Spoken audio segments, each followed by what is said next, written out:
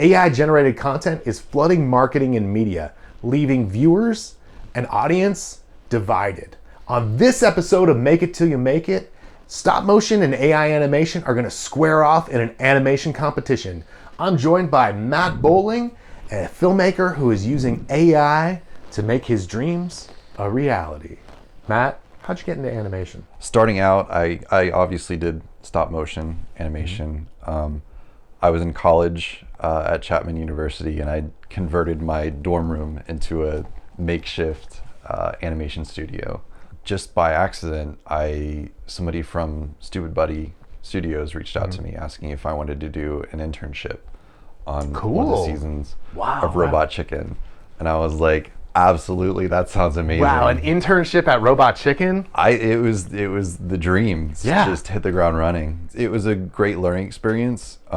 I got flooded with knowledge, and everybody there had been doing it for decades and decades. And so I learned really quick. You spent some time at DreamWorks too, right? I did, yes. That was an interesting experience. It's an incredible campus, and they're working on feature films, and the work has kind of shifted from animating in-house to going overseas studios. And so I did get to do a little bit of animation. So Weirdos is a short film that I've been producing and directing at Digital Wizards. It has taken us 10,000 hours to make. I gave Matt a few images, and he's generated a version of Weirdos this chase scene, and he did it in 10 minutes. So we're gonna compare 10,000 hours to 10 minutes of animation. All right? Here's both clips. Hop on! Why? Because I'm not losing the science fair, my best friend, and the discovery of a lifetime on the same day! Tito! Toss up a balloon so they can't escape!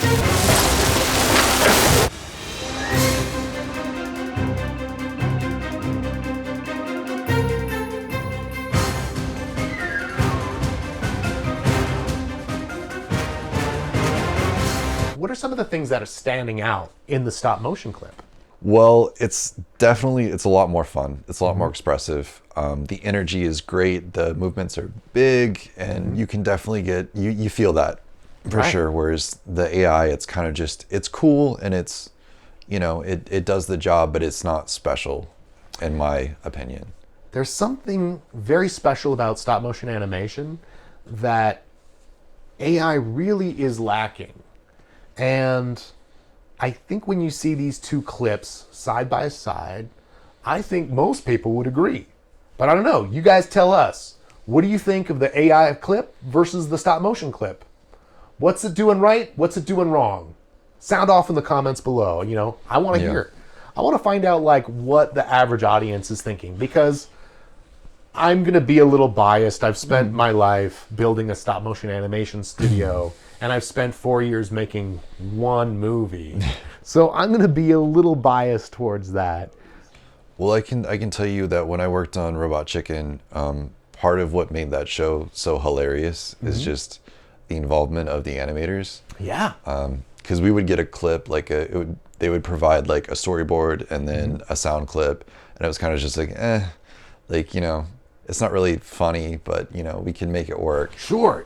The exaggeration of all the movements that these puppets are doing. And this is what exaggeration looks like, right? It's just big, giant movements. But it is one of those principles in animation that when we talk about the human influence, that's one of the things. And if you're saying that the animators are bringing that on Robot Chicken. They were such a huge part of making that show funny. Is just the movements just being silly and timing and everything. Yeah. And that was really what was special about that show, to me at least. And I don't know if AI is going to ever do that. So that's the thing is, will AI animation ever replace stop motion? I don't think so. I think there is something special about the stop motion animation that AI isn't there yet. It's going to come down to, I don't know if the audience is going to have a big say in it. It's going to come down to what the studios want to do. If they're more business focused, then it just makes more sense to do AI. So you think it's the studio's choice? I think it's actually going to be audience choice. I think its audiences are going to either watch it and accept or reject it. And I think we saw a little bit of that during the Super Bowl ads where there was so many AI ads that people were kind of getting tired of it. And it felt like maybe it's this new shiny toy. Everybody wants to play with it. So, like, is AI just a bubble that's about to burst? I don't think so. I think AI is here to stay. It's just going to challenge the creator and how to use it, because there can be a lot of bad AI films and bad AI content, and that is what builds the reputation of like AI slop and brain rot and all that stuff. But you know, I've definitely been able to create some things that look very hyper realistic, where to a point where some people can't even tell the difference. So for Weirdos, we had to build puppets, and to build those puppets took about 8 to 12 people to build the armature and get the silicone and then 3D print the hands and the heads and the faces. From there, with stop motion animation, we storyboard and we shoot reference, and then we put all the animation together. Then we'll do VFX cleanup where we have to take out all the rigs. Now, when you compare that with the process for you've got the images, you've got the art now, 10,000 hours versus 10 minutes. Yep. Tell me a little bit about the process that you took to make that. So it was pretty straightforward. I mean, once I had the images that you provided, I trained very quickly the AI, and I gave it permission to create new shots. So it sounds like as you're using these AI tools to create, that you have some control, but you're kind of giving up a little control to the AI tools. It did a lot of the guesswork. It understood that it was a chase sequence, so it had to generate a lot of like tracking shots, high movement, and I think it did a really good job of that. Yeah, it was actually, honestly, Matt, it kind of surprised me a little bit of some of the details that it did add, like with the shirt flapping. The subtleties, I think it did a lot for, you know, that, like the shirt flapping and like the wheels jiggling. And yeah, did you prompt it to do that? No. Okay. It did it on its own. Now, where I felt it was maybe lacking a little bit was it was lacking some of the personality that we've been able to put in with face and expression and some of those animation techniques and principles of the ease ins, the ease outs and whatnot. Let's dig a little deeper on the difference between these two clips. Like, it built out that forest pretty decently. What was a little bit of a surprise to me, though, was it gave Tito an extra finger. Yeah. Right? Yes. So there was something about it, the puppet design, that it didn't keep, and then it felt like it needed to add something. Yeah. Is that something that you can modify in prompts? AI and hand generation, they have a very complicated history. It doesn't surprise me that it would give extra fingers or like kind of a deformed hand, because AI and hand generation have never been friends. Right. But it kept Jasmine's hands the same. Yeah. So it's going to be very inconsistent when it comes to hand generation. But I mean, the fact that it did it correctly in one, was like surprised me. Yeah. I was like, wow, like it's learning. Good for it. Yeah. Yeah. That's wild. You got to keep in mind, like, everything AI is generating, it's taken from millions and millions of reference images. And so the more specific that you get and the more stylized you get, it's narrowing the amount of reference images that it can draw from. So if you have like animation, then it's like, it takes all this and it narrows down to this. And so it's going to do its best to create something that's consistent. It's not going to get it perfect though. In terms of like stylistic choices, you can train your own AI on certain preferences, aesthetics, even prompting. Like, a lot of what I'll do is for my videos on my social media, there's a particular style, lighting wise, color wise, aesthetic wise, that does better than other videos. And so I make sure to call those out in the prompting. I also wonder, when people are making AI films, is that something that's lacking? They're lacking that sense of community as many people come together to make a production. Is that something that you kind of feel is missing in the AI filmmaking process? Absolutely. I think one of the strengths, though, of AI filmmaking is it's very hard to get a lot of people together for a common goal, especially something like filmmaking. Sure. And I'm making a high volume of content a week, and so it's just not feasible for, let's say like 30 people to get together and make 10 short films a week. So are you saying that a lot of AI filmmakers, they're using it because of the barriers of money, schedule, and time? I don't think anyone who is an AI filmmaker had dreams or aspirations of being an AI filmmaker when they were a kid. I think it's just something that kind of happened. At the end of the day, I believe that if you're a creator, you have to create. So if at the end of the day, like either you make something or you don't. And AI is a kind of like a means to an end for creators. Can you tell me a little bit about some of the tools you're using and how you're using them? So for image generation, my favorite tool is a tool called Dream Machine. It's by Luma Labs, and that specializes in very like artistic and cinematic images. They're not very realistic, but they're very like stylized. Okay. And I particularly like that for my style. And then for image like video generating, the best that I've found is a program called Kling.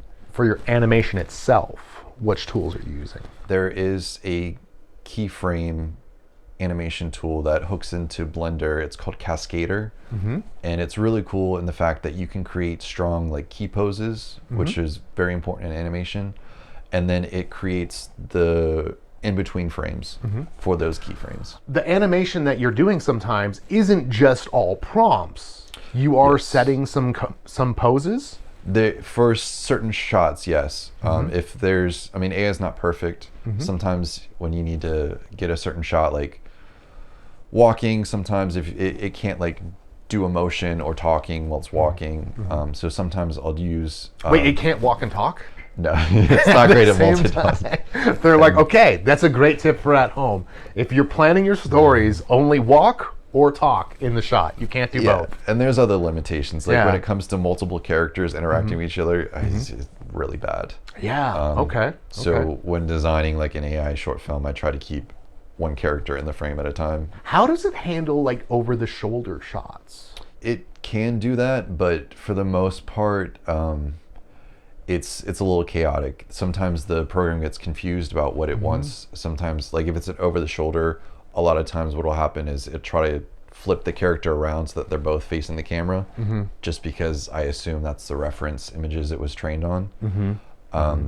Best result is in just comping it together. I guess like we have seen a couple of films where it appears assembled by an AI editor, and it's got these black frames that are left inside of it.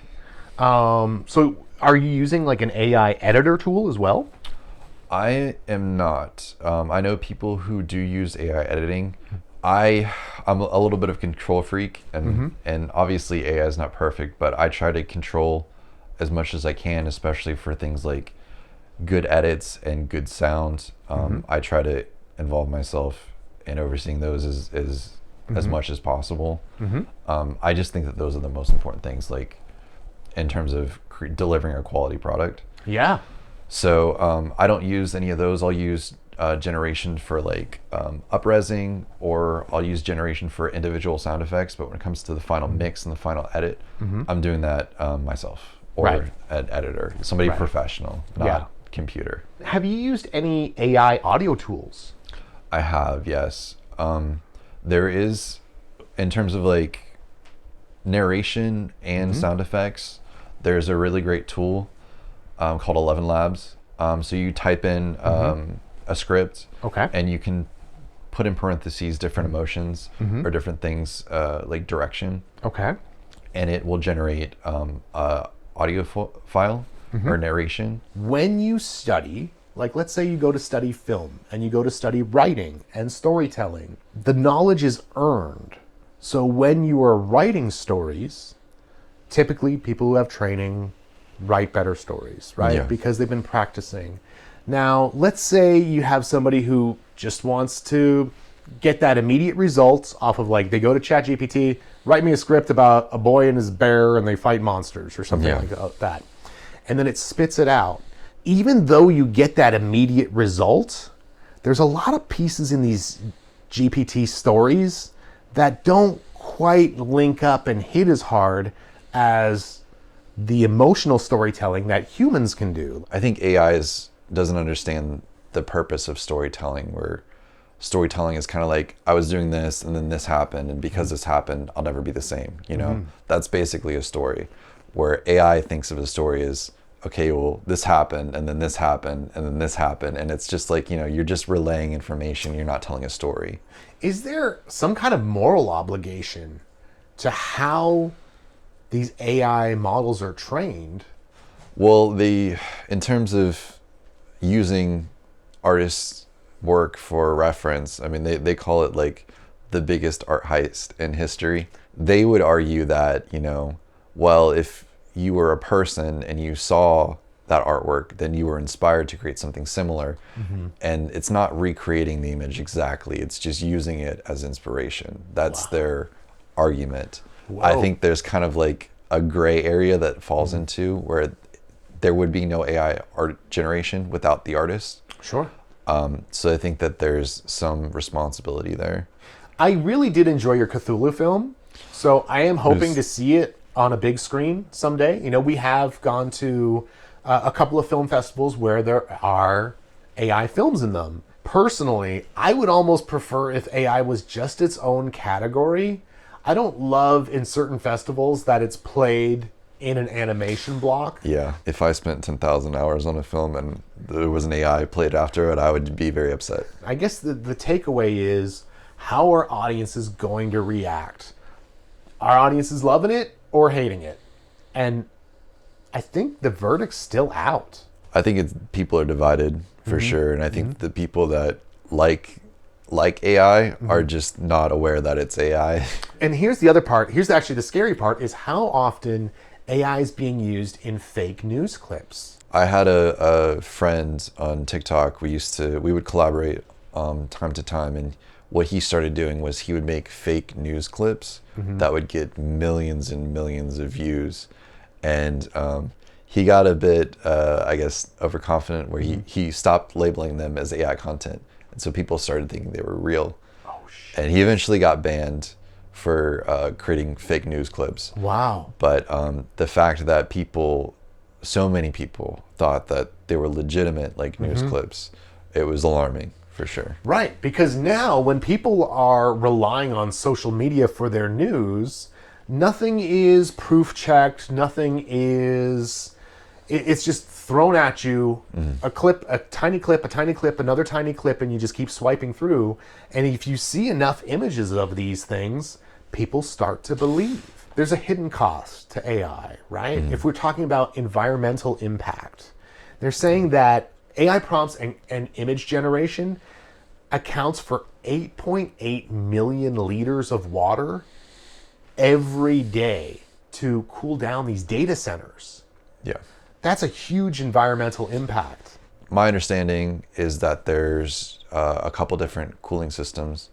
There's open system cooling, which is the one that you're referring to, where they basically just pump a bunch of water onto the heat sinks, and then the water evaporates and it keeps it cool. And that's what most data centers are using because it's the cheapest and simplest solution. There are alternatives like closed system, where they basically keep the water in the pipes and it doesn't matter, like, it's not going to evaporate.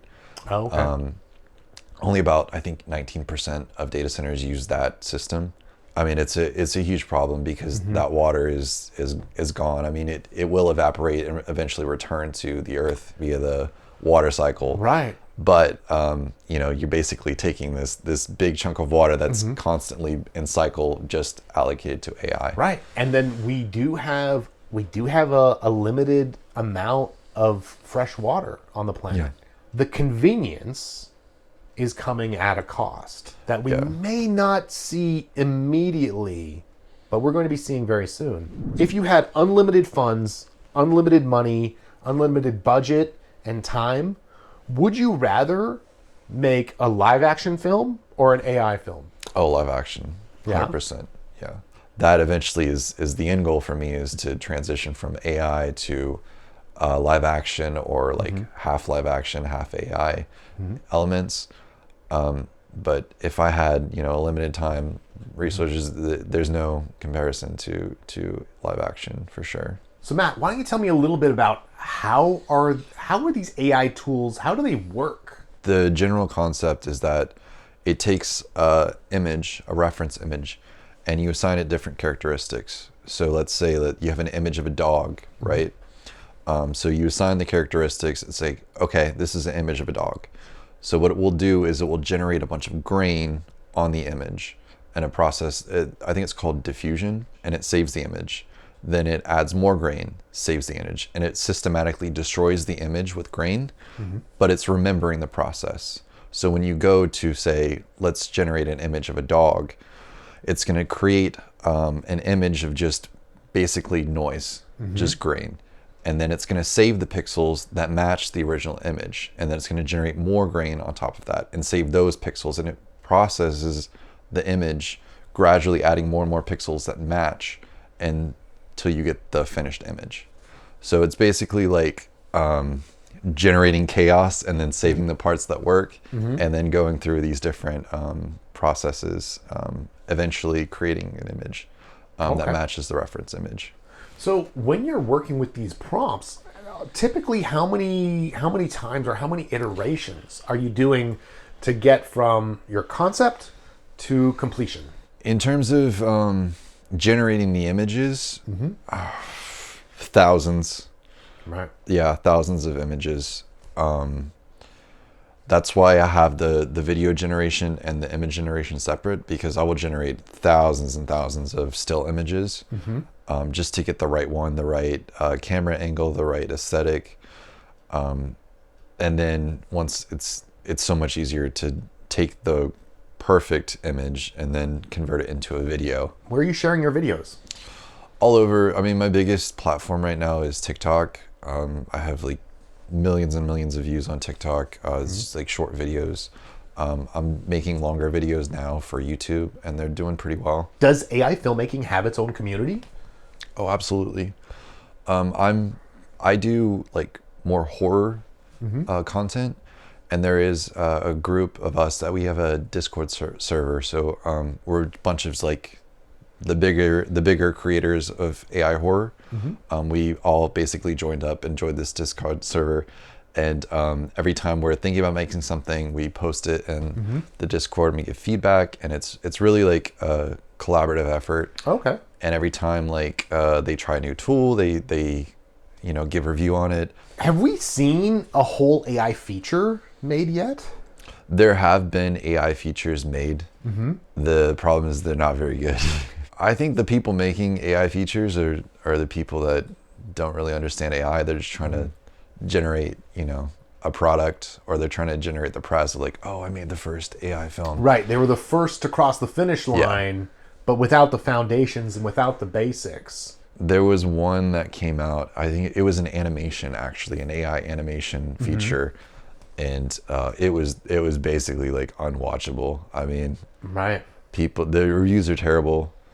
I saw clips of it and I was just like, oh, yikes. This is not good for AI. This is just putting the worst foot forward. I think it's giving you a different product that some people may enjoy, but I think there's something unique and special about stop motion animation that's happening only with the collaboration of artists working together, building beautiful puppets, crafting wonderful images in amazing sets with camera moves, and telling stories that are handcrafted stories that only stop motion can tell.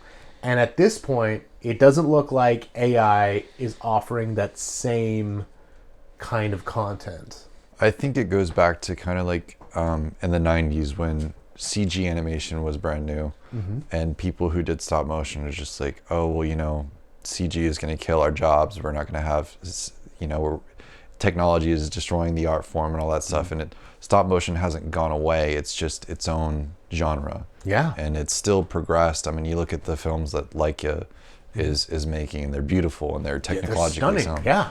And so I think that it's progressed. It's just diverged from that. So there's still CG animation and there's still stop motion animation, and there's still going to be AI animation, but they're all going to be their own thing, I think. I'm really curious to see what is the future of AI films and filmmaking going to look like.